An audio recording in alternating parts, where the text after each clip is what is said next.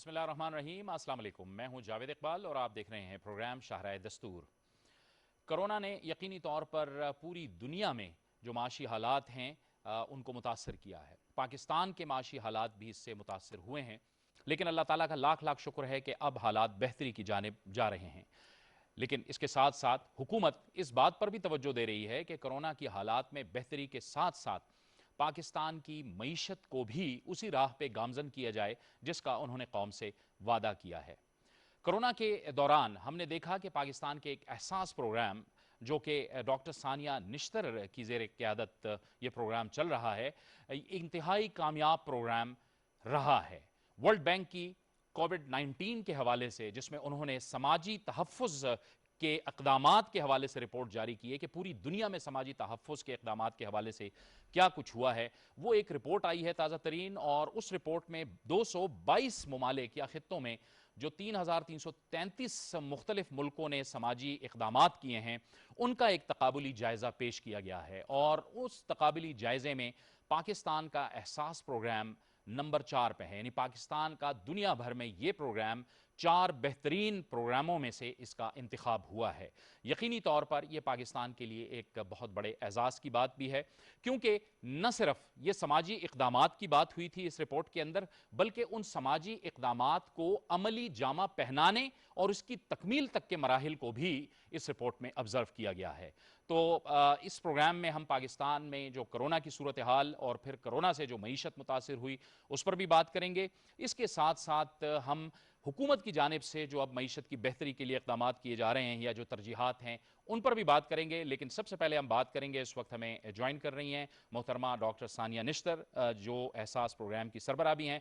बहुत बहुत शुक्रिया डॉक्टर सानिया साहिबा। यकीनी तौर पर आपको बहुत बहुत मुबारकबाद भी हम कहेंगे ईद की खुशियों के साथ। ये भी एक अच्छी रिपोर्ट आई है, पाकिस्तान के लिए एक अच्छी खबर आई है। कितनी अहम खबर है और कितनी कमिटमेंट है कि आप इस प्रोग्राम को और भी बेहतर अंदाज से आगे बढ़ाएं?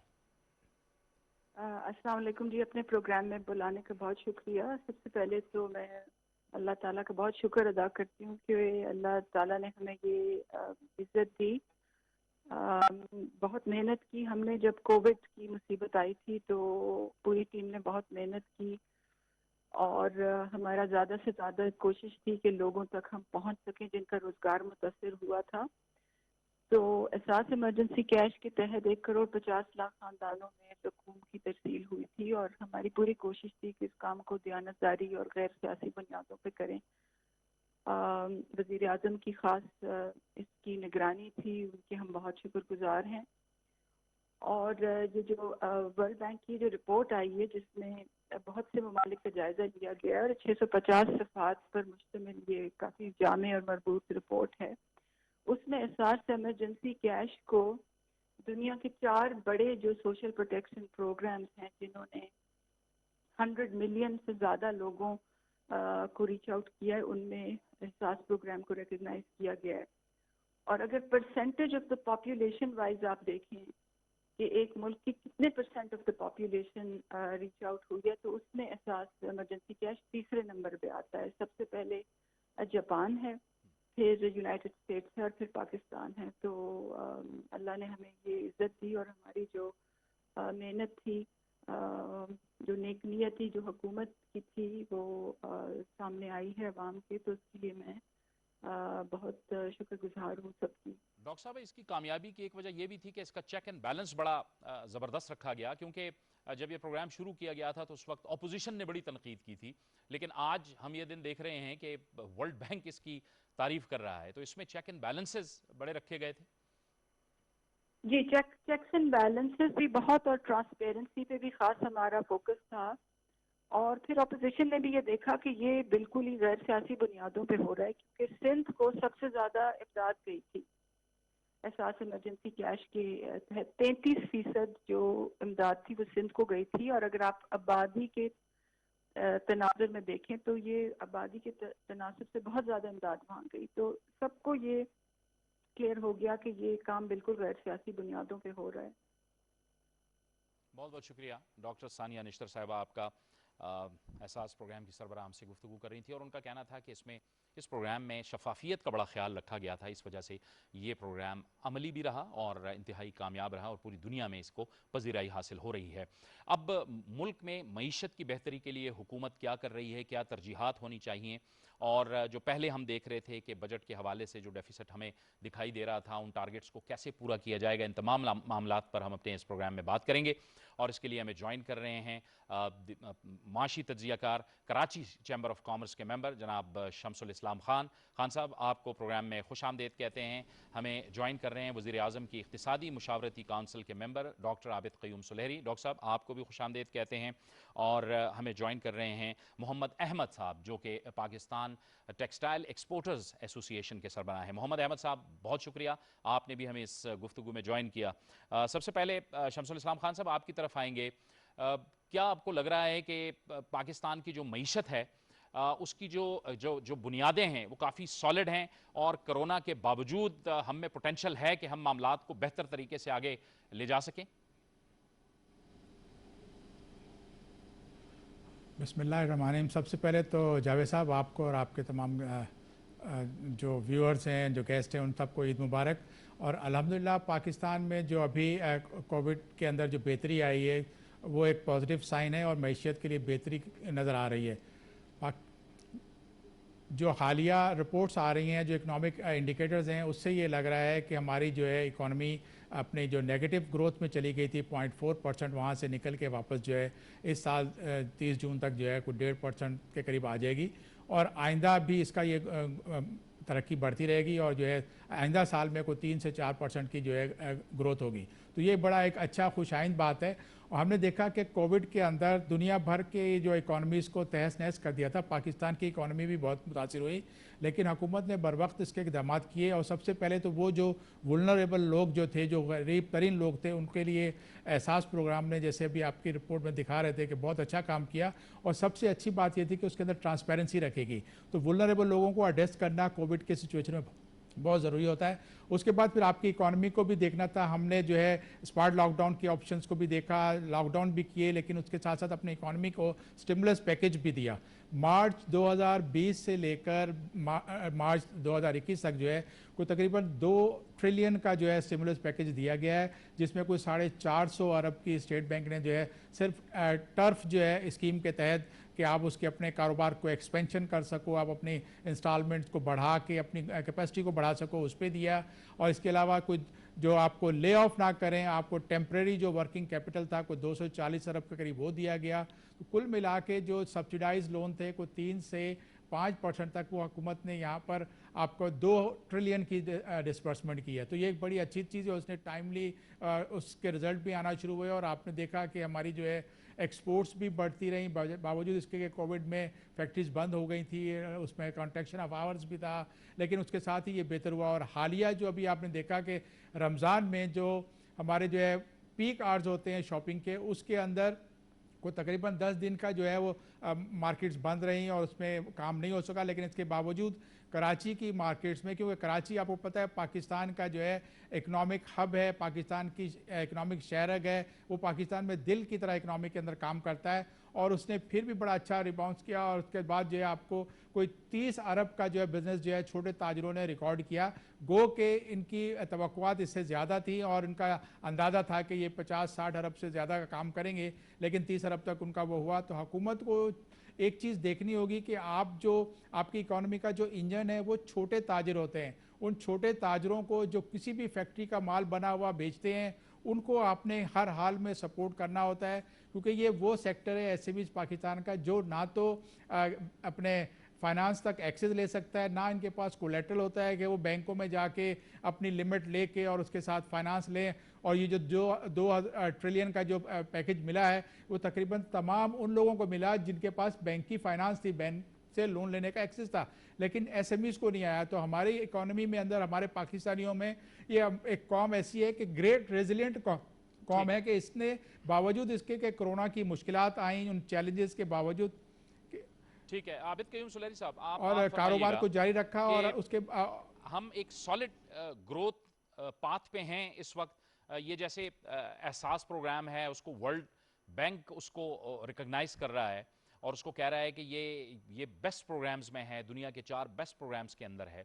कुछ हमारे ऐसे सॉलिड प्रोग्राम्स हैं जिनके अंदर ट्रांसपेरेंसी हो और चीज़ें बेहतर तरीके से हों, तो आप समझते हैं कि जो वज़ीर ख़जाना, नए वज़ीर ख़जाना आए हैं शौकत तरीन साहब, और उन्होंने एक टारगेट सेट किया है कि 2021 के लिए 4% तक हम चले जाएं ग्रोथ रेट तक जीडीपी, ये हम अचीव कर सकते हैं? जी शुक्रिया। देखिए इस वक्त जो प्राइम मिनिस्टर की इंस्ट्रक्शन और वजीर खजाना का है काफ़ी हद तक उन पे अमल होता हुआ नजर आ रहा है। अल्लाह का शुक्र है कि पंजाब में जो गंदम फसल है वो हमारी बहुत बेहतरीन हुई है और एग्रीकल्चर सेक्टर जो है वो कंट्रीब्यूट कर रहा होगा पाकिस्तान की ओवरऑल जीडीपी में। इसी तरीके से अगर आप लार्ज स्केल मैन्युफैक्चरिंग को देखें, अगर आप पाकिस्तान में कंस्ट्रक्शन इंडस्ट्री को देखें, सीमेंट अपटेक को देखें, तो ये तमाम वो सेक्टर्स हैं जो कि काफ़ी हद तक पाकिस्तान की ग्रोथ को कंपनसेट करते नजर आएंगे कोरोना के बावजूद। इसी तरीके से अगर हम अपने मैक्रो इकोनॉमिक इंडिकेटर्स को देखते हैं तो आज पाकिस्तान के जो डॉलर रिजर्व्स हैं वो $16 बिलियन से ज़्यादा के इस वक्त रिजर्व पर पाकिस्तान खड़ा है। करंट अकाउंट डेफिसिट जो है वो काबू में है। इसी तरीके से कोरोना के बावजूद जो फिस्कल डेफिसिट है, जो आमदनी और अखराजात के दरमियान अदम तवाज़न होता है, इस साथ जैसे प्रोग्राम पे स्पेंडिंग करने के बावजूद आप देखिए कि पाकिस्तान हुकूमत जो है वो एक डेलिकेट बैलेंस रखने में कामयाब है पाकिस्तान की आमदनी और अखराजात के दरमियान अदम तवाज़न को। तो इन सारी चीज़ों को देखते हुए ये कहा जा सकता है कि कोरोना की थर्ड वेव के बावजूद जो रवां माली साल है उसमें हमारा जो ग्रोथ टारगेट है वो एडीबी और आईएमएफ और वर्ल्ड बैंक के जो एस्टिमेट्स है उनसे कहीं बेहतर होगा। 3-3.5% के करीब पाकिस्तान जो है इस रवां माली साल में ग्रोथ टारगेट हासिल कर पाएगा।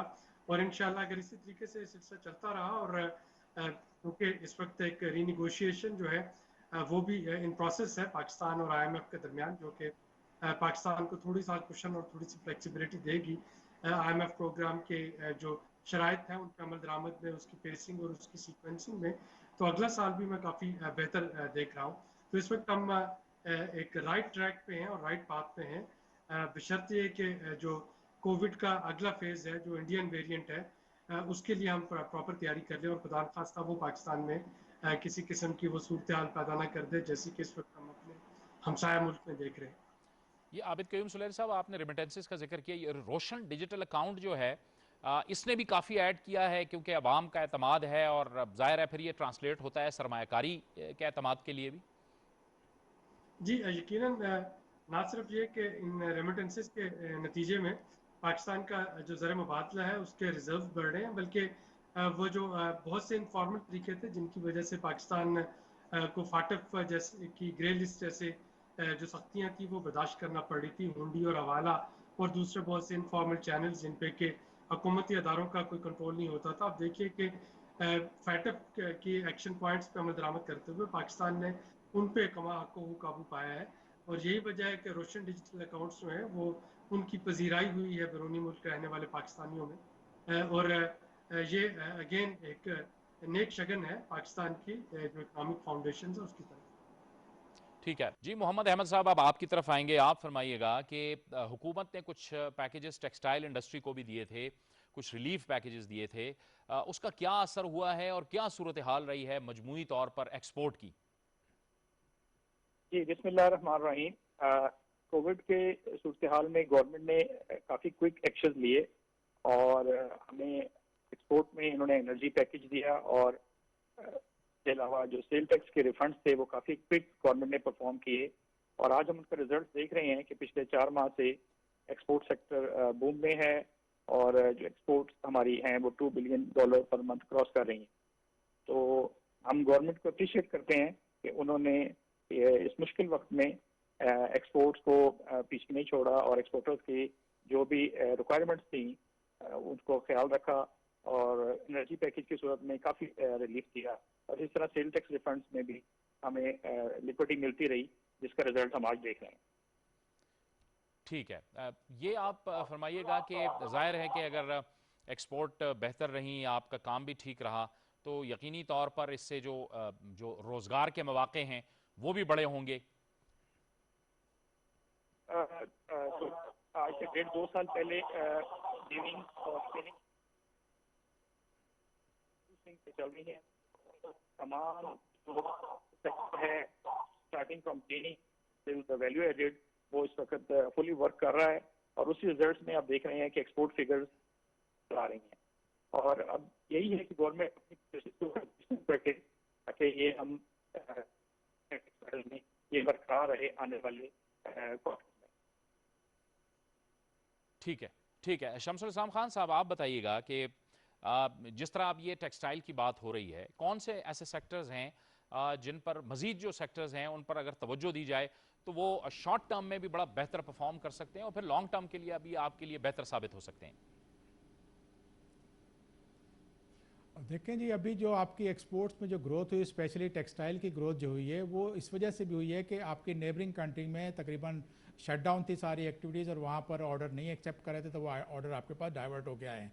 हुकूमत को अब जो ऑर्डर हमें मिलना शुरू हुए तो उसको अब सस्टेन करना होगा। इस एक्सपोर्ट की जो पेस है उसको सस्टेनेबल बनाने के लिए हमें इसको फ़ौरन इसके ऊपर जो है कुछ ऐसे इकदाम और लेने चाहिए, क्योंकि अब जो बजट भी आपके पास आ रहा है तो हमें टेक्सटाइल सेक्टर को एक तो उसकी एनर्जी कॉस्ट को कम करने के लिए हमें, क्योंकि IMF का आपके साथ एक एग्रीमेंट हुआ है, उसके अंदर आपने और कमिटमेंट कर ली थी कि महंगी बिजली करेंगे और गैस एनर्जी को बढ़ाएंगे, तो वो हमारी वैल्यू एडेड सेक्टर के लिए जो है वो शदीद नुकसान कर सकती है। और जब मार्केट्स में और कंपेटिटर्स खुल जाएंगे तो फिर आपके ऑर्डर डाइवर्ट भी हो सकते हैं।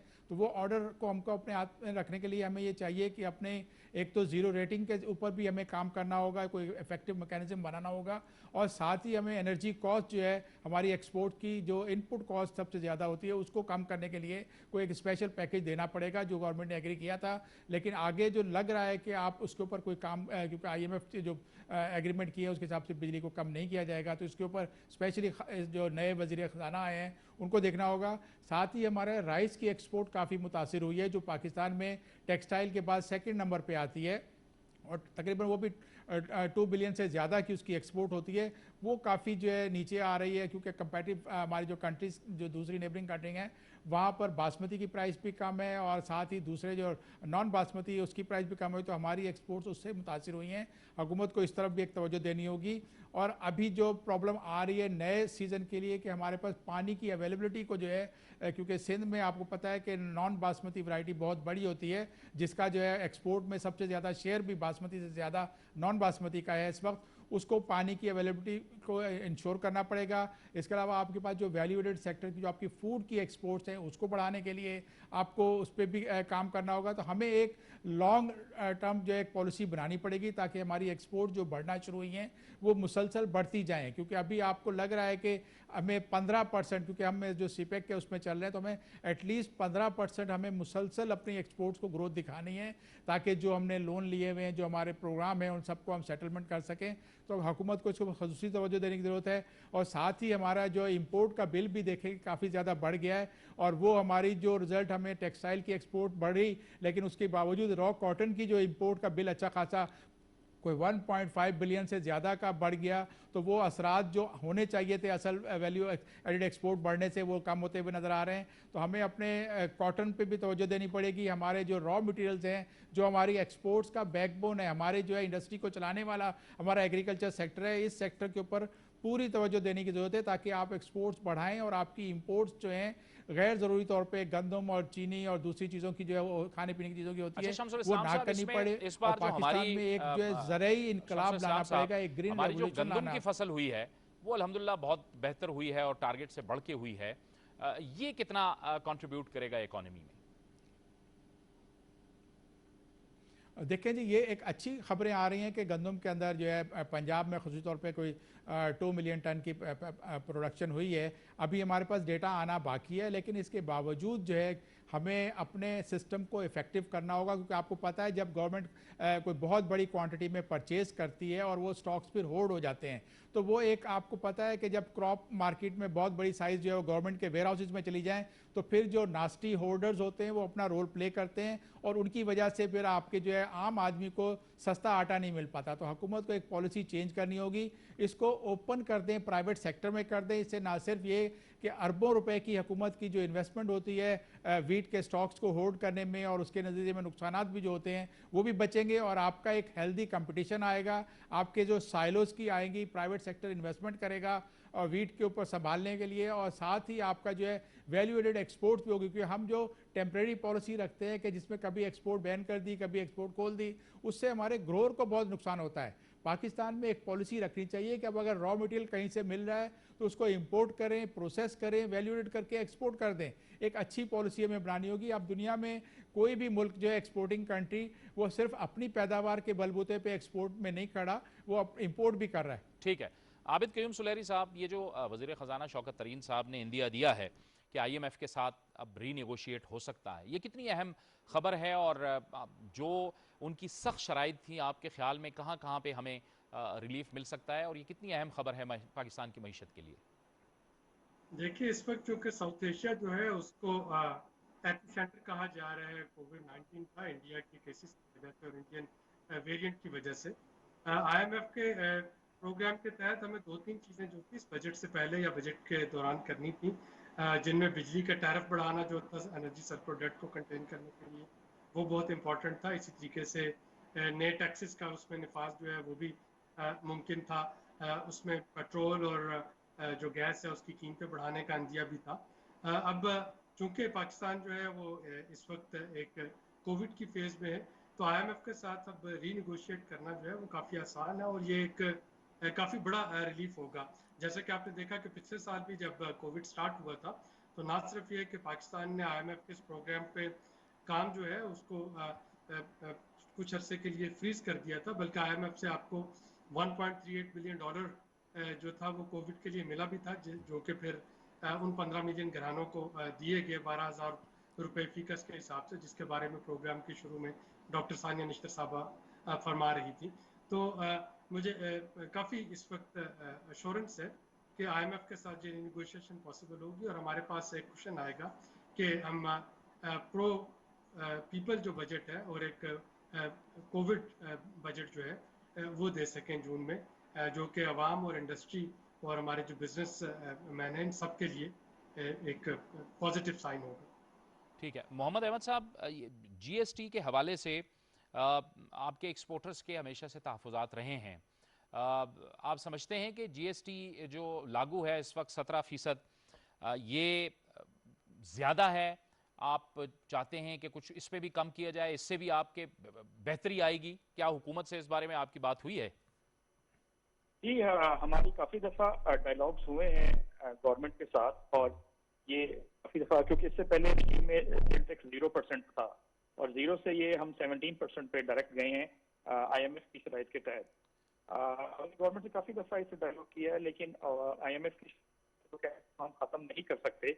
लेकिन अब आने वाले बजट में हम उनको रिक्वेस्ट यही कर रहे हैं कि इसको एटलीस्ट नहीं कर सकते तो इसको सिंगल डिजिट में लेके आए। इट शुड बी बेटर कि इसको ग्रेजुअली कम करते जाएं, और बजट में इसको 7 से 10% के अगर उसमें लिया जाए, क्योंकि हम जितना भी परचेज करते हैं हमें उसके ऊपर 17% पे करना पड़ता है, एंड देन फिर उसको हमें रिफंड करवाना पड़ता है। और ये काफ़ी पेचीदा अमल है। इसमें 3-4 माह की आपकी लिक्विडिटी जो है वो हर वक्त ब्लॉक रहती है हर एक्सपोर्टर की। नए एक्सपोर्टर के लिए भी ये बहुत मुश्किल है तो समझना और इसके मैकेनिज्म में आना। इस तरह कमर्शियल एक्सपोर्टर जो हैं उनके लिए भी इसमें काफ़ी प्रॉब्लम्स हैं कि वो इसको जल्दी अपने रिफंड नहीं करवा सकते, और उनका रिफंड काफ़ी अर्सा ब्लॉक रहता है। सो आने वाले बजट में ये बहुत ज़रूरी है कि गवर्नमेंट इसके ऊपर नज़रसानी करे और इसकी परसेंटेज को नीचे लेके आए। इससे एक एक्स्ट्रा लिक्विडिटी मिलेगी एक्सपोर्टर्स को, इससे हमें काफ़ी एडवांटेज हो सकते हैं। और जो इस वक्त बूम आया हुआ है, बहुत सारे लोग एक्सपेंशन में जाने का इरादा कर रहे हैं because of the last 6 months performance in sectors. तो एक्स्ट्रा लिक्विडिटी से मजीद इजाफा और मजीद एक्सपोर्ट हमें बढ़ाई जा सकती है। ठीक है। शमसुल इस्लाम साहब, आप बताइएगा कि किन किन सेक्टर्स को ये आप अफोर्ड कर सकते हैं कि यहाँ पे आप टैक्स को कम करें, और कौन से ऐसे सेक्टर्स होंगे जिनके पीछे आपको जाना पड़ेगा, लेकिन ये जहन में रखते हुए कि महंगाई ना बढ़े? देखिए, पाकिस्तान के अंदर तो हमारा एक रिसर्च है और उसके मुताबिक पाकिस्तान में कुछ $100 बिलियन की एक्सपोर्ट का पोटेंशियल है। पाकिस्तान जो है दिहाइयों से मेनली सिर्फ कमोडिटीज़ एक्सपोर्ट कर रहा था। अभी हाल मौजूदा हुकूमत ने इस पर तवज्जो दी, और अब आपने देखा कि पाकिस्तान से जो है वैल्यू एडेड गारमेंट्स की, टेक्सटाइल के सेक्टर की एक्सपोर्ट बढ़ना शुरू हुई। इससे पहले हम तो रॉ कॉटन और यान पे ही एक्सपोर्ट में लगे रहते थे और अपने मुल्क से रॉ मटेरियल एक्सपोर्ट करके अपनी ही वैल्यू एडेड एक प्रोडक्ट को महंगा कर देते थे और वो इंटरनेशनल मार्केट में कम्पीट नहीं करती थी। इसी तरह से हमारे पास एक बहुत बड़ा सेक्टर जो है दुनिया में, आप देखें फ्यूल को रिप्लेस करने जा रही है फूड, और फूड हमारे पास हमारा एक हथियार है कि हम उसको वैल्यू एडेड करके एक्सपोर्ट करें। हमारे डेयरी सेक्टर के अंदर बहुत ज़्यादा पोटेंशियल है, उसमें हमें सही मायनों पे काम करना होगा। हमारे पास एनिमल्स की प्रोडक्शन बढ़ानी पड़ेगी मॉडर्न तरीकों के साथ, उनका जो है दूध की पैदावार फी एनिमल के हिसाब से बढ़ा के, फिर हमें मिल्क की जो डेयरी सेक्टर है उसमें वैल्यू एडेड एक्सपोर्ट्स को प्रमोट करना होगा। एक्सपोर्ट्स इस तरह से बढ़ती हैं कि वो कल्चर डेवलप किया जाता है, और जब एक्सपोर्टर को, बिजनेसमैन को उसके अंदर कुछ फ़ायदा नज़र आएगा तो वो एक्सपोर्ट बढ़ाते हैं। इस वक्त बदकिस्मती से ऐसा है कि जो आपने देखा कि करेंसी के साथ 168 को डॉलर टच करके फिर 153 पे आया, और इसके अंदर बड़े सीसा किस्म की पॉलिसी चलाई गई जिससे एक्सपोर्टर्स को बहुत नुकसान हुआ। तो हमें एक ऐसी पॉलिसी रखनी होगी, एक्सचेंज रेट को इस तरह से स्टेबल रखना होगा कि ना वो इंपोर्ट्स को हर्ट करे और ना ही एक्सपोर्ट्स को हर्ट करे, बल्कि आप एक सही तरीके से चलते रहें तो आपकी वैल्यू एडेड एक्सपोर्ट बढ़े। आपके जो है रिसेंटली आपके पास स्पोर्ट्स गुड जो बहुत ज़्यादा उसमें हमारी एक्सपोर्ट हो रही थी लेकिन अभी कम हुई है, उसको भी देखना होगा कि कोविड की वजह से जो है बाहर जो है अब ज़्यादा हो सकता है आउटडोर गेम, इंडोर गेम्स पे कुछ कमी पाबंदी लगी होगी तो उससे हमारी एक्सपोर्ट्स कम हुई। उसके अलावा आपको जो है जो आपके राइस के अंदर जो है सिर्फ दो चीज़ें हम एक्सपोर्ट कर रहे हैं, बासमती राइस और नॉन बासमती राइस। राइस में हमें वैल्यू एडेड प्रोडक्ट लानी पड़ेंगी। राइस में पफ्ड राइस बन सकता है, राइस के अंदर राइस का मिल्क बन सकता है, राइस का जो है सिरप बन सकता है, राइस ग्लूकोज, राइस की शुगर बन सकती है। ये तमाम चीज़ों के ऊपर हुकूमत को इंसेंटिव देना होगा कि एक तो उनकी एनर्जी कॉस्ट को कम करने के लिए जो अल्टरनेटिव रिन्यूएबल जो एनर्जीज़ हैं अगर वो एक्सपोर्टर्स इंस्टॉल करते हैं तो उसके ऊपर उनको रिलीफ देना चाहिए, और साथ ही जो वैल्यू एडेड एक्सपोर्ट करता है उसको इंसेंटिव दें ताकि लोग ज़्यादा से ज़्यादा वैल्यू एडेड एक्सपोर्ट करें। दुनिया में कोई भी मुल्क जो है आज, अगर आप चाइना की तरक्की देखें तो चाइना ने सिर्फ दुनिया से रॉ मटेरियल इंपोर्ट किया और वहाँ से अपने मुल्क में इंडस्ट्री को चला के और वैल्यू एडिशन के जरिए अपनी एक्सपोर्ट्स को कहाँ से कहाँ ले गया। आज जो है चाइना एक लीडर बन चुका है, तो पाकिस्तान की इकोनॉमी, उसके जो हालात हैं तकरीबन चाइना जैसे ही हैं। हमारे पास भी एग्रीकल्चर सेक्टर भी है, हमारे पास मिनरल्स भी हैं, हमने मिनरल्स को बिल्कुल छोड़ा हुआ है, बलूचिस्तान माला माल है। इसके साथ हमारे पास वो ट्रेडिशनल ग्रोइंग एरियाज जो क्रॉप्स के लिए थे, उसके अलावा सिंध बलूचिस्तान के ऐसे एरियाज हैं जहाँ पर हम ये कल्टीवेशन कर सकते हैं, प्रोवाइडेड ये कि हुकूमत मैकेनाइज्ड फार्मिंग के तरीकों को और साथ में जो आपकी जो पानी की जो लेटेस्ट टेक्निक्स हैं कि हम फ्लडेड इरिगेशन की बजाय ड्रिप इरिगेशन पे लेके जाएं, हम स्प्रिंकलर यूज़ करें, हम ड्रोन्स को लेकर आएँ ताकि पेस्टिसाइड्स का यूज़ उसके अंदर प्रॉपर हो और वहाँ पर आपको ग्रोअर को नुकसान ना हो। हमें क्रॉप की इंश्योरेंस की तरफ भी लाना होगा, हमें नए सीड्स डेवलप करने पड़ेंगे।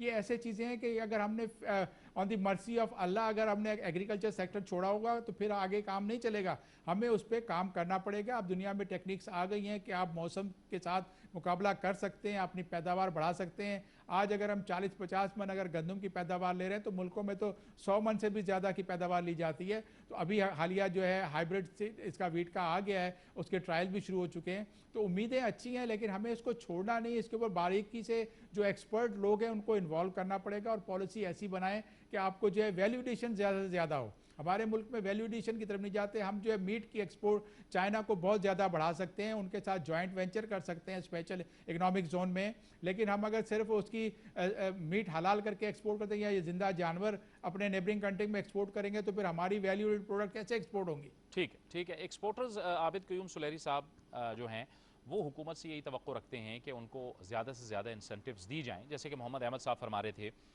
कि एनर्जी का पैकेज दिया, जीएसटी रिफ़ंड भी उन्होंने बता रहे थे कि जीएसटी रिफ़ंड भी बड़ा तेज़ हुआ, प्रोग्राम से पहले भी मोहम्मद अहमद साहब हमें बता रहे थे, उससे भी बेहतरी हुई। हुकूमत के अंदर ऐसी सोच पाई जाती है, आप चूँकि अब मेंबर हैं इक़्तिसादी मशावरती काउंसिल के भी, कि बाज़ सेक्टर्स पे जहाँ एक्सपोर्ट इन्वॉल्व है और जहाँ से बहुत बड़ा ज़र्रे मुबादला आता है उनको इंसेंटिव्स दी जाएँ, उनको फैसिलिटेट किया जाए।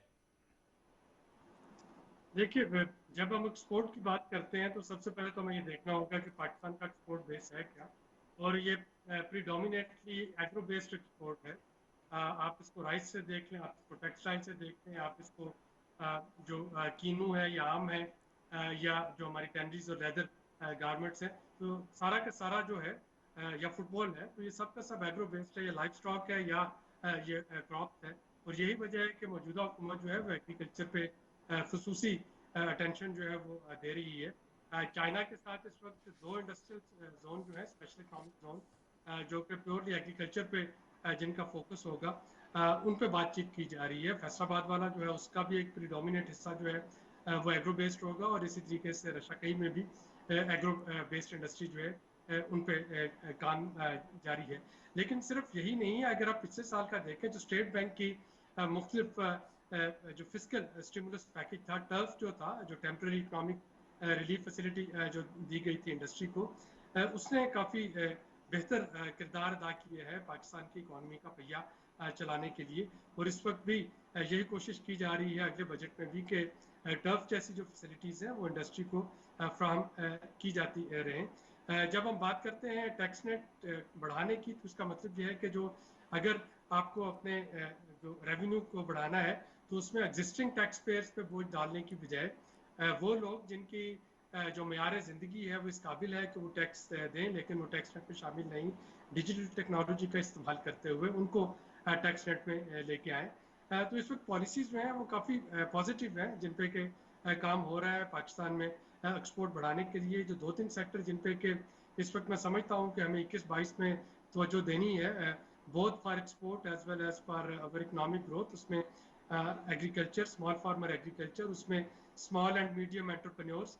हमने लर्न किया है कि पिछले साल जो इंसेंटिव दिए गए थे वो ज़्यादातर लार्ज इंडस्ट्रीज तक महदूद रहे। जो आपका छोटा और दरमियाने दर्जे के कारोबारी जो तबका था उनको शायद उससे बहुत फ़ायदा नहीं पहुंच सका। तो उस पर फोकस जो है वो दिया जा रहा होगा। आईटी बेस्ड इंडस्ट्रीज़ में है इस वक्त पूरी दुनिया के उनके ऑनलाइन बिजनेसेस पे है। पाकिस्तान के पास जो पोटेंशियल मौजूद है कि आईटी बेस्ड इंडस्ट्री जो है उसको इन्हांस करे। तो ये 3 और कंस्ट्रक्शन जो है, तो ये 4 सेक्टर्स ऐसे हैं जिन पे के खुसूसी तवज्जो दी जा रही होगी आइंदा आने वाले बजट में, ताकि इनकी बेसिस पे एक्सपोर्ट को भी बढ़ाया जा सके और जो मुल्की आपकी इक्तिसादी नमू है उसको भी तेज़ किया जा सके। ठीक है, हुकूमत की ये सोच है कि वो जो इकनॉमिक एक्टिविटी है, माशी सरगर्मियाँ हैं, उसको वो उसमें तेज़ी लाए। और जैसे कि आबिद कयूम सुलेरी साहब फरमा रहे थे कि ई कॉमर्स है, इंटरनेट है, सेलुलर इंडस्ट्री है, कंस्ट्रक्शन इंडस्ट्री है, इसमें भी जो मामलात हैं इनको आगे बढ़ाया जाए। अब शमसुल इस्लाम खान साहब, आप बताइएगा कि एक तो ये जो एक महंगाई का एक फैक्टर होता है, क्योंकि लोग कहते हैं कि महंगाई है, अब यकदम से तो महंगाई को आप वापस नहीं ला सकते, महंगाई कम नहीं कर सकते, लेकिन क्या ये बेहतर है कि उसकी रिप्लेसमेंट में आप जो मईशत का पहिया है उसको इस तेज़ी से घुमाएं कि लोगों के पास ज़राए आमदन आएँ और मईशत का पहिया चले, उसकी वजह से भी कुछ माशी हालात बेहतर हों?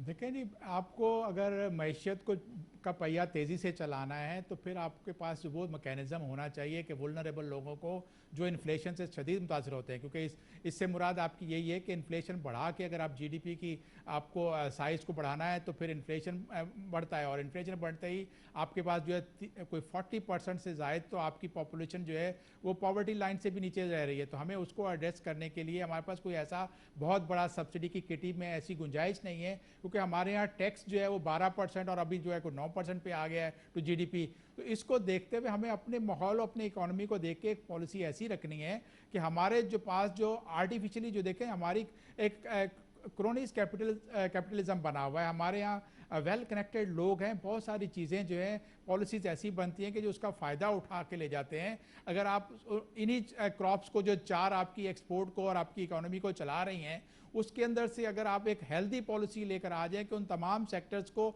आपस में कम्पीट करें। हमारी जो महंगाई बार बार आती है और 54-55 साल से मैं देख रहा हूं कि महंगाई आ रही है, उसकी वजह यह है कि वो स्ट्रक्चरल प्रॉब्लम्स हैं उसको कोई दूर नहीं कर रहा। हमारे पास जो है उन सिस्टम्स को एक प्रोटेक्शनिज्म के जरिए आपने उनको कुछ दिया हुआ है। कहीं किसी सेक्टर को, एग्रीकल्चर का आप चीनी को देखें तो वहाँ भी एक प्रोटेक्शनिज्म हमेशा से रही कि लोकल आपने इंपोर्ट को अलाउ नहीं किया, सिर्फ लोकल उसकी मर्जी पर रहे। इसी तरह से कई अरसे तक हमारे पास गंदम जो है वो उसकी ज़्यादा सपोर्ट प्राइस दी, तो हमने उसको एक एग्रेरियन साइड के लोगों को जो पार्लियामेंट बैठे हुए थे उनको प्रोटेक्ट किया। लेकिन आपने देखा कि उसके साथ हम अपने मुल्क में गरीब लोगों को महंगाई तरीन आटा खिलाते रहे। अब जब आपकी सपोर्ट प्राइस अभी जो बढ़ी है, ये आप देखिएगा कि हमारी इतनी अच्छी पैदावार को मुझे लग रहा है कि 26 मिलियन टन की पैदावार होगी टोटल जब आपकी तमाम शोबों का हार्वेस्ट कंप्लीट हो जाएगा। उसके बावजूद हमें इंपोर्ट की ज़रूरत करनी पड़ेगी। तो ये इंपोर्ट जब करेंगे तो फिर आप एडिशनल अपना फॉरेन एक्सचेंज से पैसा लगाएंगे। आप इससे जो है इस सिस्टम को फ्री हैंड दें प्राइवेट सेक्टर को, लेकिन उसको रेगुलेटेड पॉलिसी की तरह से आपस में compete कराएं। ये ना हो कि आपका जो है लोकल जो मैन्युफैक्चरर है या प्रोड्यूसर है वो प्रोटेक्शन लेके बैठा हुआ है अननेसेसरी और आपके लोगों को सस्ती चीज़ नहीं मिल रही। आपको इंपोर्ट एक्सपोर्ट खुली रखनी होगी। आपको गवर्नमेंट को अपने आप को इस कारोबार से निकालना पड़ेगा। हुकूमत अरबों रुपए को 700-800 अरब रुपए का जो है कमोडिटी ऑपरेशन जो करती है उसके ऊपर लगाती है, उसका रिजल्ट बिल्कुल जीरो है। मेरे साथ आप बैठे में आबिद कयूम साहब, इनको देखना चाहिए कि ये पॉलिसी गवर्नमेंट को एडवाइस करें कि इस कमोडिटी ऑपरेशन से जिसका आप सिर्फ एक गरीब आदमी के नाम पे इतना बड़ा ऑपरेशन करते हो कि उसको सस्ता आटा मिले, लेकिन बावजूद इसके कि उसको ना सस्ती रोटी मिलती है, ना सस्ता खाने का तेल मिल रहा है, ना सस्ती चीनी मिली, तो इस पॉलिसी को अनडू करें और प्राइवेट सेक्टर को कम्पीट कराएं कि इंपोर्ट भी खुली रखे, एक्सपोर्ट भी खुली हो, फिर वैल्यू एडिशन होगी, फिर आपकी गंदम जो है ट्रेडिशनली ओपन स्काई में स्टोर नहीं होगी, फिर वहाँ पे साइलोज लग जाएंगे, वहाँ पर फिर आप पास्ता नूडल्स की एक्सपोर्ट शुरू करने लगोगे। आज पाकिस्तान अगर इतनी बड़ी क्रॉप पैदा करता है और जब भी हमारे पास स्टॉक जो है पाइल अप हो जाते हैं कि ज़्यादा इकट्ठे हो गए, तो हम सिर्फ रॉ मटेरियल एक्सपोर्ट करते हैं गंदम का। हमने कभी ये देखा कि एक वो भी दुनिया है जहाँ पर वीट इंपोर्ट करके नूडल्स बना रहे हैं, पास्ता बना रहे हैं, राइस फ्लावर जो है उसको एक्सपोर्ट करके उसकी राइस की नूडल्स बना रहे हैं, तो हम उस तरफ जा नहीं रहे। और वजह यह है कि आम हमारा जो प्राइवेट सेक्टर जो इंडस्ट्रियलिस्ट है वो इस तरफ इसलिए नहीं जाता कि उसमें एक ह्यूज कैपिटल की जरूरत होती है इंडस्ट्री लगाने के लिए, उसको जो है कुछ सपोर्ट करनी पड़ेगी और ऐसी करनी होगी कि ये जितने भी हमने सब्सिडाइज रेट पे फाइनेंस मार्केट में इंजेक्ट करा है वो कहीं रियल एस्टेट में लग के प्लॉटों की कीमत को तो नहीं बढ़ा रहा। आज साइट कराची में फरमा रहे हैं प्राइवेट सेक्टर को इन्वॉल्व करना, इनको इंक्लूड करना, ये कहीं डिस्कस हो रहा है आपकी मीटिंग्स में और आपकी सोच में या आपकी प्लानिंग में? साहब ये बिल्कुल डिस्कस हो रहा है। प्राइम मिनिस्टर की एक जो कौमी राब्ता कमेटी बराए ज़राअत है उस पर भी इस पे बात हो रही है। देखिए जो कुछ अभी शम्स साहब फरमा रहे हैं वो थ्योरेटिकली बिल्कुल दुरुस्त फरमा रहे हैं, लेकिन हमने ये भी देखा कि जब तक इस ट्रांजिशन को एक बाकायदा ट्रांजिशन प्लान के तहत नहीं किया जाएगा और इसकी कॉस्ट ऑफ ट्रांजिशन हुकूमत खुद से बर्दाश्त नहीं करेगी। इंडिया ने यह करने की कोशिश की कि हुकूमत को मार्केट सेक्टर जो एग्रीकल्चर का जो था सपोर्ट प्राइस सिस्टम और एग्रीकल्चर मार्केटिंग सेक्टर से बिल्कुल बाहर निकालने की कोशिश की। तो आपने देखा कि वहाँ पे किसानों का किस किस्म का रद्द-ए-अमल कोविड और सर्दी और इन तमाम हालात के बावजूद देखने में आया।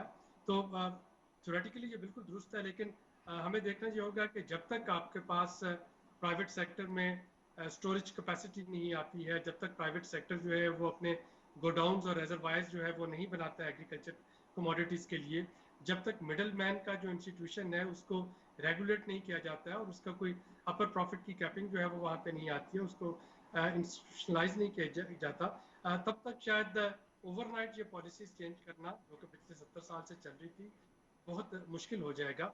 इस वक्त हम आड़ती को सभी बुरा भला कहते हैं, लेकिन देखिए आड़ती आपकी जब खड़ी फसल खरीदता है तो वो आपको इंश्योरेंस दे रहा होता है किसान को, उसके बाद वो रिस्क जो है वो खुद लेता है।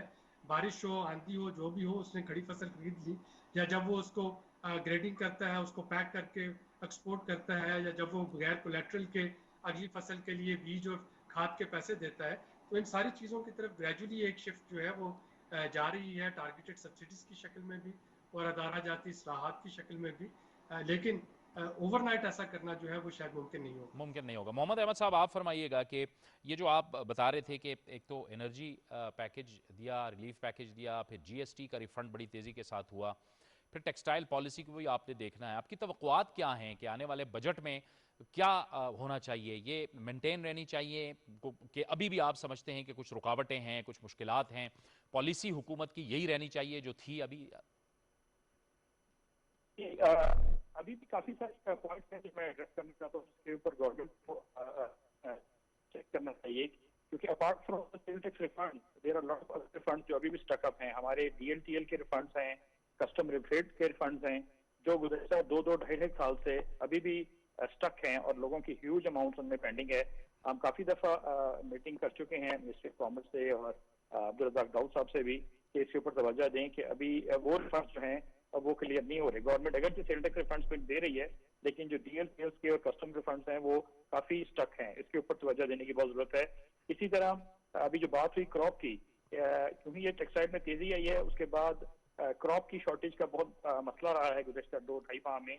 बहुत ज्यादा प्राइसेस बूस्टअप हुई और हमें दिक्कत हुई नए ऑर्डर्स लेने के लिए और अपने फ्यूचर पोजीशन लेने के लिए। गवर्नमेंट को इसके ऊपर आइदर तो ऑल क्रॉप्स को वो सेम सब्सिडाइज पोजीशन पे ले आए, या कॉटन की क्रॉप जो कल्टीवेटेड एरिया है उसके ऊपर उनको तवज्जो देने की जरूरत है कि वो इसको बढ़ाएं। आने वाले साल में अगर हमें टेक्सटाइल को सेम रिदम में रखना है तो हमें ये जो क्रॉप इस साल जो कि 6 मिलियन बेल्स पे आ गई है उसको ऊपर लेके जाना होगा, अदरवाइज मुश्किल होगा, या फिर पाकिस्तान को फिर इम्पोर्ट बेस्ड क्रॉप पे जाना पड़ेगा। और जो लास्ट पॉइंट है वो है कि बॉन्ड स्कीम हमारे एक्सपोर्टर्स को बहुत फैसिलिटेट किया हुआ है कि आप टेम्परेरी इम्पोर्ट्स में कर सकते हैं, लेकिन उन स्कीम्स को रियल सेंस में इम्प्लीमेंट करना बहुत कॉम्प्लिकेटेड है। वो एक दरमियाने दर्जे के एक्सपोर्टर को बहुत मुश्किल है उसमें क्वालिफाई करना। DTRE में या SRO 327 के जो टेम्परेरी इम्पोर्ट्स की है स्कीम, उसके लिए भी हम चाहते हैं कि गवर्नमेंट उसको मजीद आने वाले बजट में इज्जत करे, ताकि अगर हमें यहाँ पे जिन चीज़ों की शॉर्टेज का सामना है हम उसको इजीली टेम्परेरी तौर पे इंपोर्ट करके उसको री एक्सपोर्ट कर सकें। इसी तरह उनके ऊपर जो एंटी डंपिंग के मामला हैं, बहुत सारी चीजें हम मंगवा रहे हैं। गवर्नमेंट अब एंटी डंपिंग के जिम्मेदार they want to protect the local industry, लेकिन जो चीजें री एक्सपोर्ट के लिए हैं उसके ऊपर एंटी डंपिंग का निफाज बिल्कुल नाजायज है, और उसको हम चाहते हैं कि कम से कम जो टेम्परेरी इम्पोर्ट में चीजें हैं उसकी री एक्सपोर्ट के ऊपर और उनकी इम्पोर्ट के ऊपर एंटी डंपिंग नहीं होनी चाहिए। ठीक है। और coming back to C package, that's very important कि गवर्नमेंट बजट में इसको क्लियर अनाउंस करे कि अगले 6 माह के लिए या 1 साल या 2 साल के लिए इसको कंटिन्यू करेंगे। गैस हमें 6.5 और बिजली 7.6 मिल रही है, ताकि हम अपनी पोजीशन उस लिहाज से हमें वाज़ेह हो कि हमें आने वाले दिनों में बिजली और गैस किस रेट पे मिलेगी और हम उस हिसाब से अपनी पोजीशन को मुस्तहकम कर सकें। बहुत बहुत शुक्रिया मोहम्मद अहमद साहब आपका, आबिद क़य्यूम सुलहरी साहब आपका, और शमसुल इस्लाम खान साहब आपका भी बहुत बहुत शुक्रिया, आपने इस अहम प्रोग्राम में हमें ज्वाइन किया। कोरोना की सूरत हाल के बावजूद पाकिस्तान की जो मईशत है उसकी कुछ मुस्तहकम बुनियादें हैं जिस पर आज हमने गुफ्तगू की, और आज हमने देखा कि वर्ल्ड बैंक की जो रिपोर्ट आई उसमें जो पूरी दुनिया के अंदर कोरोना के हवाले से जो समाजी तहफ़्फ़ुज़ के इक़दाम उठाए गए थे उसमें पाकिस्तान के एहसास कैश प्रोग्राम को सराहा गया, और दुनिया के जो 4 बेहतरीन प्रोग्राम्स हैं उसके अंदर उनका शुमार किया गया। ये निशानी है कि आप बहुत बेहतर काम कर सकते हैं अगर आप खिदमत के जज्बे से सरशार हों और ईमानदारी से काम करें, तो बहुत कुछ हो सकता है इस मुल्क के लिए। जावेद इकबाल को इजाज़त दीजिए, अल्लाह हाफ़िज़।